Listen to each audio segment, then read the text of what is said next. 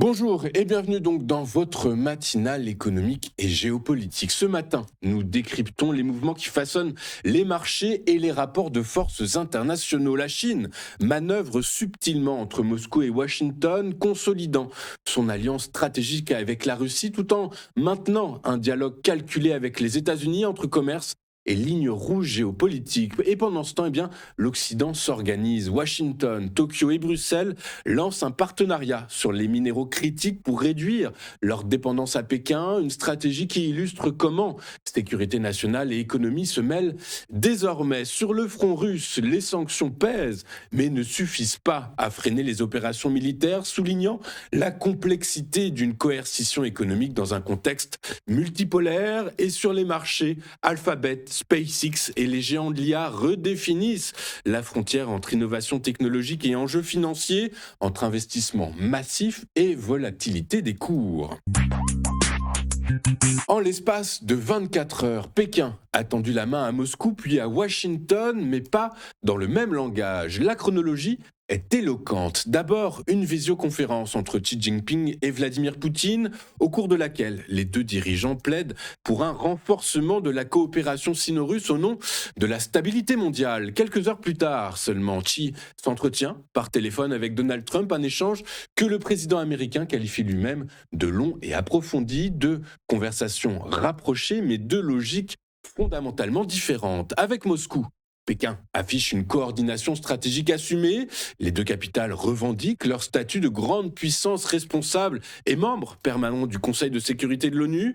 La guerre en Ukraine est abordée sans la moindre condamnation de la Russie, tandis que la Chine continue de soutenir son partenaire par des achats massifs d'hydrocarbures, devenant l'un des piliers économiques de l'effort de guerre russe. La neutralité chinoise, souvent revendiquée, apparaît donc surtout fonctionnelle et intéressée. À l'inverse, l'échange avec Washington relève d'une gestion prudente de la rivalité. Donald Trump insiste sur le commerce, l'énergie, les produits agricoles et la perspective d'accords industriels majeurs, notamment dans l'aéronautique.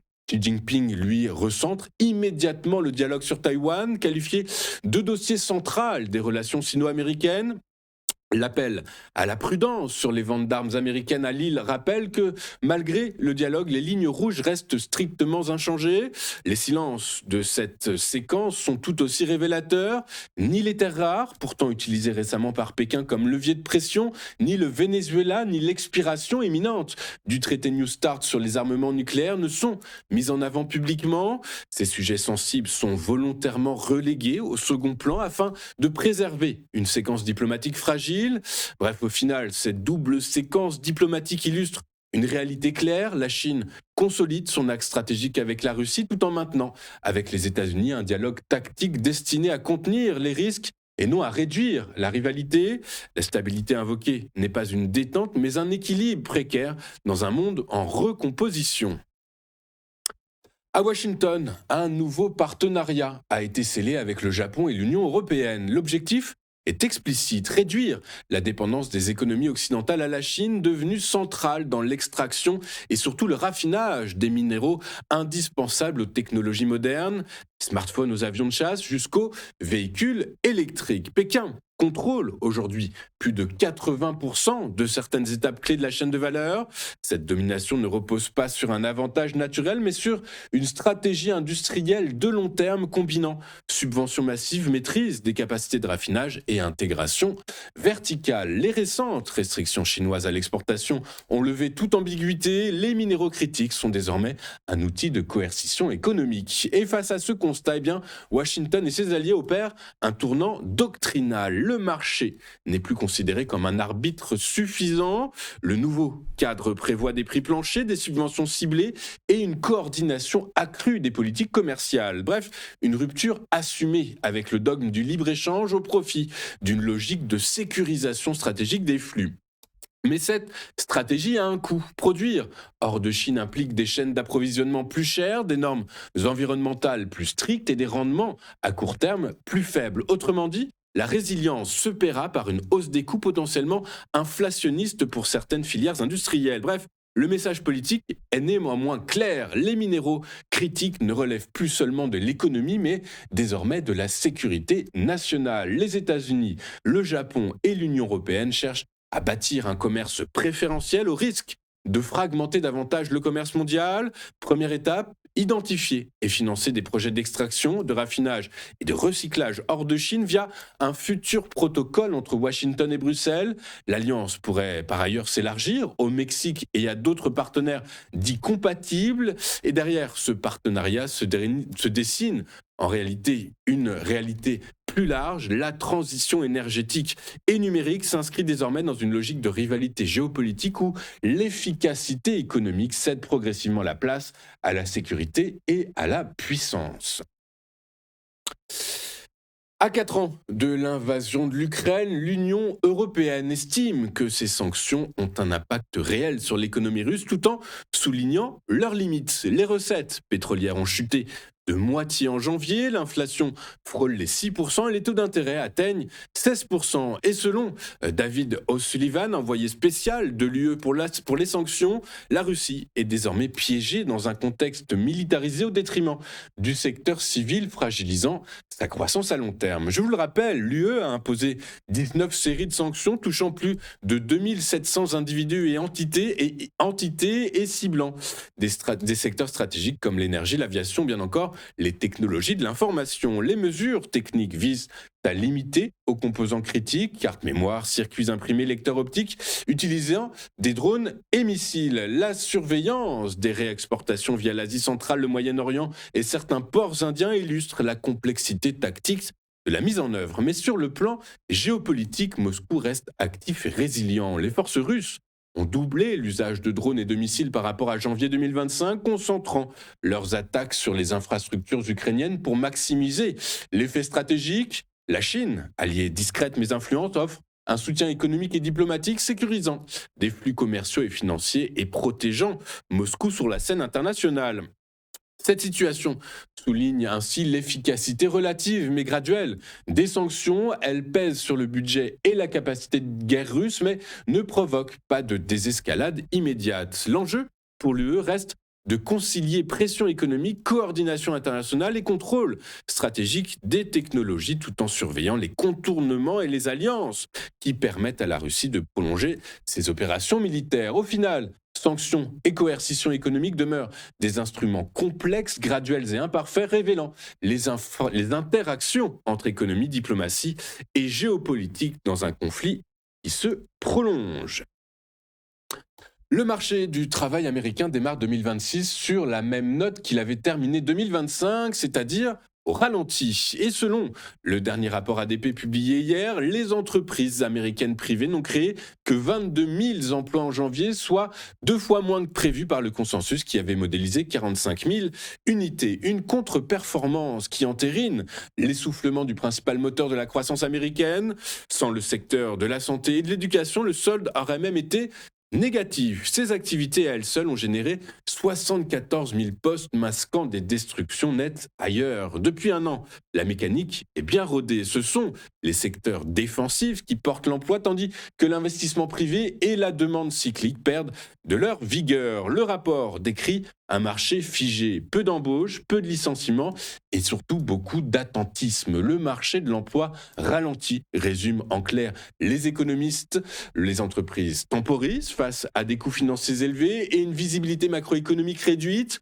Les révisions des données confirment également cette tendance. ADP estime désormais que les créations d'emplois de 2025 ont été surestimées de, tenez-vous bien, 18 000 unités par mois, soit plus de 200 000 sur l'année. Le ralentissement était déjà à l'œuvre, simplement masqué par des ajustements statistiques. Et dans le détail, les secteurs sensibles au cycle reculent. Les services professionnels et aux entreprises perdent 57 000 postes. L'industrie manufacturière reste en contraction et les grandes entreprises suppriment 18 000 emplois. Seuls les ETI, un segment souvent plus agile, continuent de recruter. Côté rémunération, la hausse des salaires reste stable à 4,5%. Et pour la réserve fédérale, le signal est ambigu. L'économie ne s'effondre pas, mais marque le pas. Un scénario de stagnation prolongée, bien plus complexe à gérer qu'un choc brutal et s'installe peu à peu. Le reflux de l'inflation dans la zone euro se confirme. En janvier, la hausse des prix est tombée à 1,7% sur un an, sous la cible de la Banque centrale européenne, tandis que l'inflation sous-jacente a, elle, légèrement ralenti à 2,2%. En apparence, le combat contre l'inflation semble gagner, mais en pratique, la BCE reste enfermée dans une équation monétaire délicate, car cette désinflation tient encore largement à la normalisation des prix de l'énergie et au ralentissement de la demande plus qu'à une disparition durable des tensions internes. Les services restent dynamiques, les salaires progressent et la transmission complète des hausses passées des taux n'est pas encore achevée. Autrement dit, le risque d'un rebond inflationniste n'a pas totalement disparu. Et dans ce contexte, eh bien, la Banque centrale européenne devrait maintenir son taux directeur à 2% lors de sa prochaine réunion. Une baisse rapide serait interprétée comme prématurée au risque de raviver les anticipations inflationnistes et d'affaiblir l'euro alors même que la politique monétaire américaine demeure incertaine. À l'inverse, un durcissement supplémentaire paraît peu justifié dans une zone euro confrontée à une croissance molle et à des marges de manœuvre budgétaires inégales. La stratégie implicite de Francfort est donc celle d'une pause longue, voire très longue. Les marchés commencent ainsi à intégrer un scénario où le prochain mouvement significatif ne serait pas une baisse mais une hausse, et ce à horizon 2027 sous l'effet combiné des dépenses de défense, de la transition énergétique et du retour des politiques industrielles. Bref, la BCE n'assouplit pas, elle attend que l'économie tranche à sa place.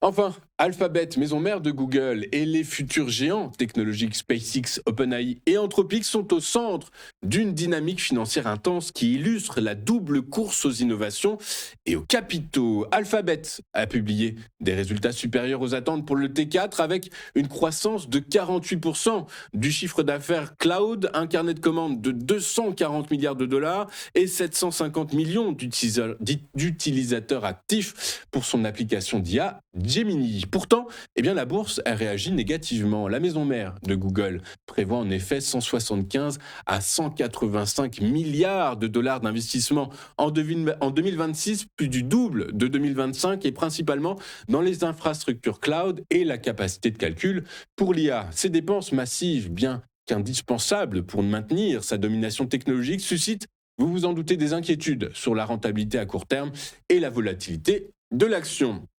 Et dans le même temps, SpaceX, OpenAI et Anthropic se préparent à des IPO historiques. SpaceX vise une valorisation supérieure à 1000 milliards de dollars, tandis qu'OpenAI et Anthropic cherchent respectivement à lever 100 milliards et plusieurs milliards de dollars. Bref, pour maximiser le succès de ces introductions en bourse, ces entreprises négocient une intégration accélérée aux principaux indices américains comme le Nasdaq et le S&P, permettant aux fonds indiciels et surtout aux investisseurs particuliers d'accéder plus rapidement à ces titres. Cette stratégie vise à équilibrer l'offre et la demande et à limiter les ventes massives d'actions qui pourraient faire chuter les cours, comme observé lors de l'IPO de Meta en 2012. Bref, ces mouvements révèlent une tendance majeure. Les technologies critiques de l'IA aux fusées deviennent non seulement un enjeu industriel, mais aussi un actif financier stratégique. Les marchés anticipent des valorisations spectaculaires, mais doivent composer avec des dépenses colossales, des besoins massifs en infrastructure et des risques de volatilité accrus. En sa thèse, Alphabet et les futurs IPO illustrent une intersection entre innovation technologique, investissement massif et dynamique de marché, où la valorisation et la confiance des investisseurs sont intimement liées à la capacité de ces entreprises à transformer l'IA et l'espace en leadership stratégique durable. Avant de regarder ce qu'il s'est passé sur les principales places financières de la planète IA, on va regarder ce à quoi les investisseurs vont être attentifs aujourd'hui. Et au-delà de la géopolitique et de l'avancée des négociations de paix au Proche-Orient et en Ukraine, les investisseurs vont s'intéresser à la microéconomie. Aujourd'hui, Amazon va publier ses résultats trimestriels, Shell également et Sony Group.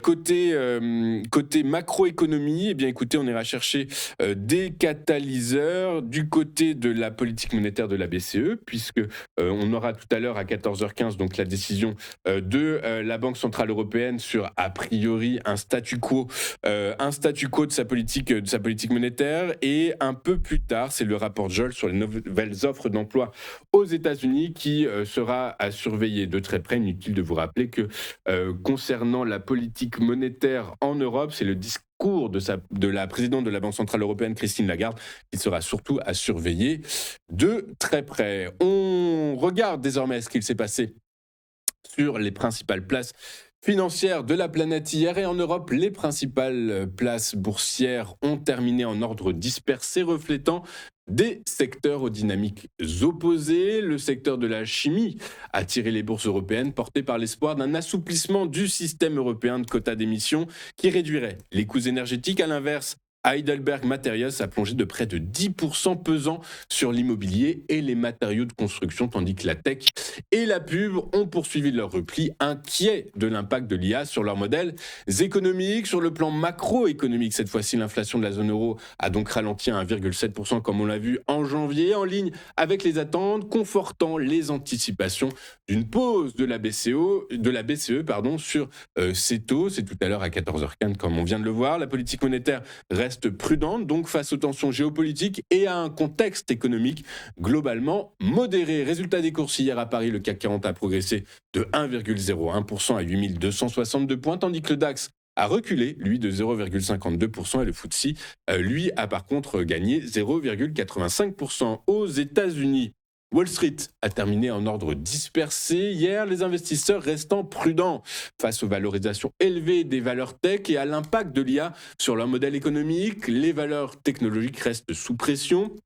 Alphabet a perdu près de 2% avant ses résultats trimestriels. AMD, Advanced Micro Devices, a chuté de 17% après un chiffre d'affaires jugé décevant. Palantir a reculé de 12%, Nvidia de 3,4%. À l'inverse, SMC, Super Microcomputer, a bondi de près de 14%, soutenu par la forte demande pour ses serveurs d'IA. Et malgré ces tensions, 7 des 11 secteurs du S&P 500 ont terminé en hausse, l'énergie menant le rebond avec un gain de 2,25%. Le marché reste cependant attentiste, d'autant que le rapport, et notez-le, officiel sur l'emploi initialement attendu vendredi, a été repoussé au 11 février prochain. Maintenant, une forme d'incertitude macroéconomique et un scepticisme du côté des investisseurs face aux perspectives de croissance alimentée par l'IA. Bref, avec cette grille de lecture, le Dow Jones a gagné hier 0,53%, le S&P 500 a reculé de 0,51% et le Nasdaq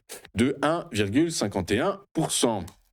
Enfin, les cours du pétrole ont fortement rebondi hier, portés par les tensions persistantes entre Washington et Téhéran. Le marché a réagi aux signaux contradictoires sur la tenue de discussions à Oman, après qu'Axios a rapporté le refus américain des nouvelles conditions iraniennes. Les risques géopolitiques restent prégnants. L'Iran, gros producteur et situé près du détroit d'Ormuz, pourrait perturber les flux pétroliers en cas d'escalade. Mais pour autant, notez que l'approvisionnement mondial n'a pas été interrompu ces dernières années. La production américaine, légèrement affectée par la tempête hivernale de fin janvier, a atteint son plus bas niveau depuis novembre 2024, mais l'impact sur les stocks reste limité. La volatilité actuelle reflète surtout l'incertitude politique et stratégique plutôt qu'un déséquilibre immédiat entre offre et demande. Bref, dans ce contexte, le Brent pour livraison avril a gagné 3,17% à 69,46 $. Son homologue américain, le WTI pour livraison mars, a lui pris 3,05% à 65,14 $ l'unité. Nous allons marquer une toute première pause dans cette édition du 5 février 2026. Et juste après, nous retrouverons Éric Seban et son Chronodax. À tout de suite sur TF1.